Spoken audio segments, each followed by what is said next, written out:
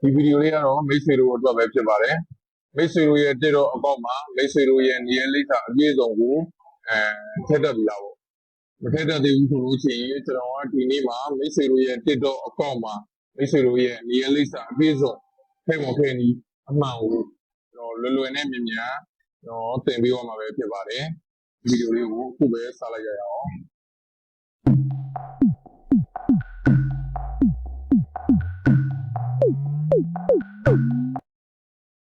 မိတ်ဆွေတို့ရဲ့တစ်တော်ထဲကိုရောက်ပြီဆိုလို့ရှိရင်မိတ်ဆွေတို့ရဲ့တစ်တော်အကောင့်တွေကရှိ short ဆိုတဲ့နေရာလေးကိုတစ်ချက်နှိပ်ပြီးပါshort ဆိုတဲ့နေရာလေးကိုနှိပ်ပြီးသွားဆိုလို့ရှိရင်အပေါ်မှာပေါ်တဲ့စာတိုင်းတွေက ADDIESS adapt ဆိုတဲ့လိပ်စာထည့်တဲ့နေရာကိုတစ်ချက်နှိပ်ပြီးပါပြီးရင် adapt ကိုတစ်ချက်နှိပ်ပြီးပါ adapt ကိုနှိပ်ပြီးသွားဆိုလို့ရှိရင်အပေါ်ဆုံးမှာကျွန်တော်တို့နာမည်ထည့်အောင်ပေါ့နော်နာမည်ကျွန်တော်တော့ကိုလင်းပေါ့ကိုလင်းထည့်မယ်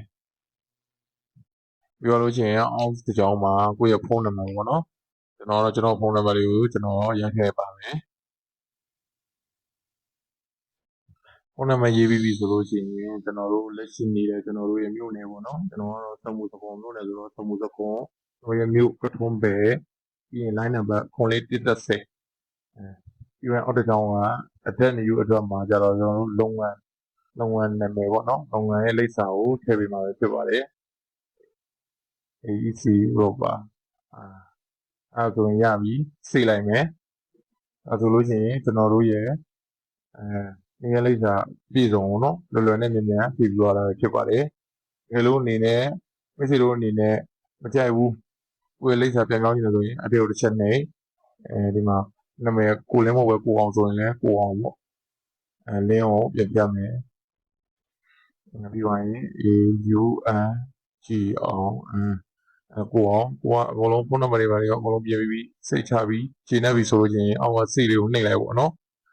ကျွန်တော်ကတော့ကိုအောင်မို့ကိုလင်းဖြစ်တဲ့အတွက်ကိုလင်းမဲ့ထားမယ်လင်းရပြီအဲဒါစိတ်လိုက်မယ်အဲဆိုလို့ချင်းဒီကိုရဲ့လိပ်စာမှန်ပြီပေါ့နော်အဲဆိုလို့ချင်းတစ်တော့ရှော့နေပြီးတော့ပစ္စည်းပြမှာ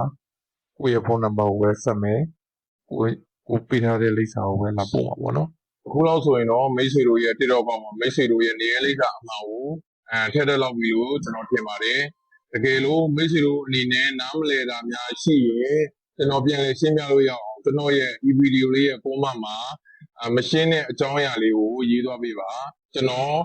နောက်ဗီဒီယိုတွေပြန်လုပ်ပြီးတော့ပြန်ရှင်းပြပေးပါမယ်အားလုံးပဲတာရုခေါ်ကြရင်လည်းနောက်ဗီဒီယိုလေးမှာပဲပြန်လည်တွေ့ကြမယ်နော်